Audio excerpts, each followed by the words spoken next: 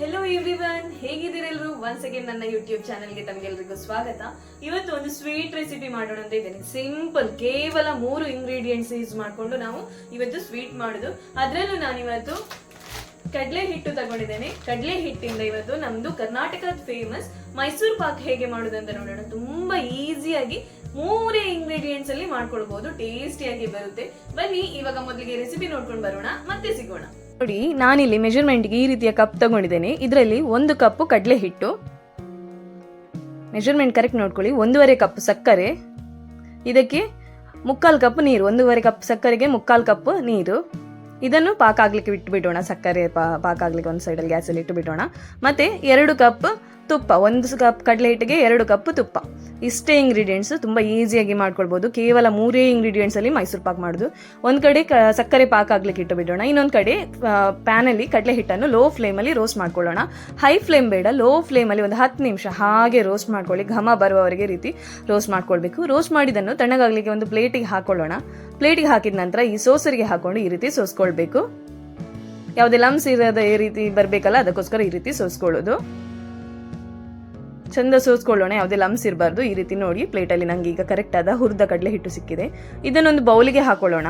ಬೌಲಿಗೆ ಹಾಕೊಂಡು ನಾವು ತುಪ್ಪ ತಗೊಂಡಿದ್ದೇವೆಲ್ಲ, ಅದರಲ್ಲಿ ಸ್ವಲ್ಪ ತುಪ್ಪ ಹಾಕೊಂಡು ಮಿಕ್ಸ್ ಮಾಡ್ಕೊಳ್ಬೇಕು. ಈ ರೀತಿ ಒಂದು 3 ಸೌಟ್ನಷ್ಟು ನಾನು ತುಪ್ಪ ಹಾಕೊಂಡಿದ್ದೇನೆ. ನಮ್ದು ದೋಸೆ ಬ್ಯಾಟರ್ ಯಾವ ರೀತಿ ಇರುತ್ತೆ ಆ ರೀತಿಗೆ ನಾನು ಇಲ್ಲಿ ಮಿಕ್ಸ್ ಮಾಡ್ಕೊಳ್ತಿದ್ದೇನೆ. ಯಾವುದೇ ಲಮ್ಸ್ ಇಲ್ಲದ ರೀತಿಯಲ್ಲಿ ನಾವು ಮಿಕ್ಸ್ ಮಾಡ್ಕೊಳ್ಬೇಕು. ನೋಡಿ, ಈ ರೀತಿ ಯಾವುದೇ ಗಂಟು ಇರಬಾರ್ದು, ಚಂದ ಮಿಕ್ಸ್ ಮಾಡ್ಕೊಳ್ಬೇಕು. ಇದನ್ನು ಗ್ಯಾಸಲ್ಲಿ ಇಟ್ಕೊಂಡು ಕೂಡ ಮಾಡ್ಬೋದು, ಆದರೆ ಗಂಟು ಕಟ್ಟುವ ಚಾನ್ಸಸ್ ಇರುತ್ತೆ. ಅದಕ್ಕೆ ಮೊದಲಿಗೆ ಮಾಡಿಕೊಂಡು ನಂತರ ಸಕ್ಕರೆ ಪಾಕಕ್ಕೆ ಹಾಕೋದು. ಈ ರೀತಿ ರೆಡಿ ಮಾಡ್ಕೊಳ್ಬೇಕು. ಸ್ಮೂತ್ ಬ್ಯಾಟರ್ ರೆಡಿ ಮಾಡ್ಕೊಳ್ಬೇಕು. ನೋಡಿ, ಈ ರೀತಿ ಬರಬೇಕು. ಉಳಿದ ತುಪ್ಪವನ್ನು ಮತ್ತೆ ಸಕ್ಕರೆ ಪಾಕಕ್ಕೆ ಹಾಕಿದ ನಂತರ ಹಾಕ್ಲಿಕ್ಕೆ. ಇಲ್ಲಿ ನೋಡಿ, ಪಾಕ ಕೂಡ ರೆಡಿ ಆಗಿದೆ. 1 ಎಳೆ ಪಾಕ ಬರಬೇಕು, ಸಕ್ಕರೆ ಪಾಕ 1 ಎಳೆ ಬರಬೇಕು.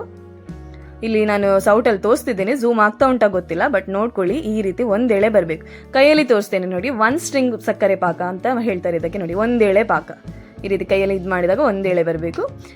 ಇಷ್ಟು ಹದ ಬಂದರೆ ಸಕ್ಕರೆ ಪಾಕ ರೆಡಿ ಆಗಿದೆ. ಇವಾಗ ನಾವು ಕಡಲೆ ಹಿಟ್ಟಿದ್ದು ಮಿಕ್ಸ್ಚರನ್ನು ಹಾಕೊಳ್ಬೋದು. ಕಡಲೆ ಹಿಟ್ಟಿದ್ದು ಮಿಕ್ಸ್ಚರ್ ಹಾಕೊಳ್ಳುವಾಗ ಒಂದು ಕೈಯಲ್ಲಿ ಮಿಕ್ಸ್ ಮಾಡ್ತಾ ಇರಬೇಕು, ಒಂದು ಕೈಯಲ್ಲಿ ಕಡಲೆ ಹಿಟ್ಟಿದ್ದು ಮಿಕ್ಸ್ಚರ್ ಹಾಕೊಳ್ಬೇಕು. ಬಿಟ್ಟು ಬಿಡ್ಲಿಕ್ಕಿಲ್ಲ, ಮಿಕ್ಸ್ ಮಾಡ್ತಾ ಇರಬೇಕು, ಇಲ್ಲಾಂದರೆ ಗಂಟು ಕಟ್ತದೆ. ಈ ರೀತಿ ಚೆಂದ ಮಿಕ್ಸ್ ಮಾಡ್ಕೊಳ್ಬೇಕು. ಇದು ನಾನು ಸೆಕೆಂಡ್ ಟೈಮ್ ಮಾಡೋದು. ಫಸ್ಟ್ ಟೈಮ್ ಮಾಡಿದಾಗ ನಾನು ಮಾಡಿದ್ದು ಗಟ್ಟಿಯಾಗಿತ್ತು, ಹಾಗಾಗಿ ಸೆಕೆಂಡ್ ಟೈಮ್ ಮಾಡ್ತಿರೋದು. ತುಂಬ ಕರೆಕ್ಟಾಗಿ ಬಂದಿದೆ. ಈ ರೀತಿ ಮಿಕ್ಸ್ ಮಾಡ್ತಾ ಬರಬೇಕು. ನಾವು ಜಾಸ್ತಿ ಗಟ್ಟಿಯಾಗ್ಲಿಕ್ಕೆ ಬಿಟ್ಟರೆ ಮೈಸೂರು ಪಾಕ್ ತುಂಬ ಗಟ್ಟಿಯಾಗುತ್ತೆ. ಸೊ ಹದ ನೋಡಿಕೊಂಡೇ ಅದನ್ನು ತೆಗೆದು ಪ್ಲೇಟಿಗೆ ಹಾಕೊಳ್ಬೇಕು. ಈ ರೀತಿ ಮಿಕ್ಸ್ ಮಾಡ್ತಾ ನಾವು ತೆಗೆದಿಟ್ಕೊಂಡಿರೋ ತುಪ್ಪ ನೀರು ಮಾಡಿ ಇಟ್ಕೊಳ್ಬೇಕು. ಗಟ್ಟಿಯಾಗಿರಬಾರ್ದು. ತುಪ್ಪವನ್ನು ಈ ರೀತಿ ಹಾಕ್ತಾ ಮಿಕ್ಸ್ ಮಾಡ್ತಾ ಬರಬೇಕು. ನೋಡಿ, ಈ ಹದದಲ್ಲಿ ಕೂಡ ತೆಗಿಬೋದು. ಈ ಹದದಲ್ಲಿ ತೆಗೆದ್ರೆ ಒಂದು 2 ಗಂಟೆ ಸೆಟ್ ಆಗಲಿಕ್ಕೆ ಬೇಕು. ತುಪ್ಪ ಮಾತ್ರ ಕಂಪ್ಲೀಟ್ ಹಾಕಿ ಇಟ್ಕೊಳ್ಬೇಕು. ಇದಕ್ಕೆ 2 ಗಂಟೆ ಸೆಟ್ ಆಗಲಿಕ್ಕೆ ಬಿಟ್ಟರೆ ತುಂಬ ಕರೆಕ್ಟಾಗಿ ಬರುತ್ತೆ. ನನಗೆ ಸ್ವಲ್ಪ ಅರ್ಜೆಂಟ್ ಇತ್ತು, ಹಾಗೆ ಇನ್ನೊಂದು ಸ್ವಲ್ಪ ಹಾಕೊಂಡೆ ತುಪ್ಪ, ಸ್ವಲ್ಪ ಗಟ್ಟಿ ಆಗ್ಲಿಕ್ಕೆ ಬಿಟ್ಟೆ. ಆಗ ಒಂದು 10 ನಿಮಿಷದಲ್ಲಿ ಗಟ್ಟಿ ಆಗುತ್ತೆ. ಹಾಗಂತ ತುಂಬ ಗಟ್ಟಿ ಆಗ್ಲಿಕ್ಕೆ ಬಿಟ್ಟರೆ ಮೈಸೂರು ಪಾಕ್ ತುಂಬ ಖಡಕ್ ಆಗಿ ಬಿಡ್ತದೆ. ಅದಕ್ಕೋಸ್ಕರ ಈ ಹದದಲ್ಲಿ ನಾವು ಅದನ್ನು ತೆಗೆದಿಟ್ಕೊಳ್ಬೇಕು. ನೋಡಿ, ನಾನೆಲ್ಲ ತುಪ್ಪ ಹಾಕಿದ ನಂತರ ಈ ರೀತಿ ಮಿಕ್ಸ್ ಮಾಡ್ಕೊಂಡೆ. ಕರೆಕ್ಟಾಗಿ ಮಿಕ್ಸ್ ಮಾಡ್ಕೊಳ್ಬೇಕು.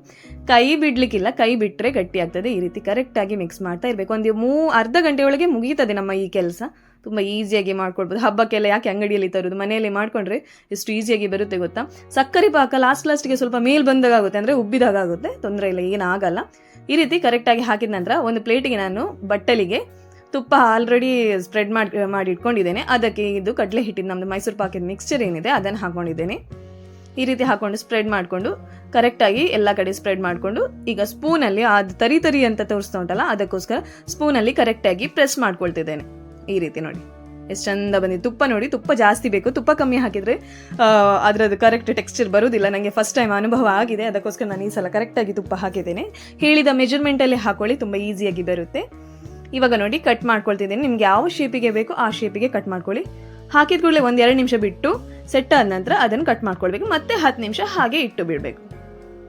ಈ ರೀತಿ ಕಟ್ ಮಾಡ್ಕೊಂಡ ನಂತರ ಒಂದು 10 ನಿಮಿಷ ಹಾಗೆ ರೆಸ್ಟಿಗೆ ಇಟ್ಟು ಬಿಡೋಣ. ಅದು ಸೆಟ್ ಆಗುತ್ತೆ.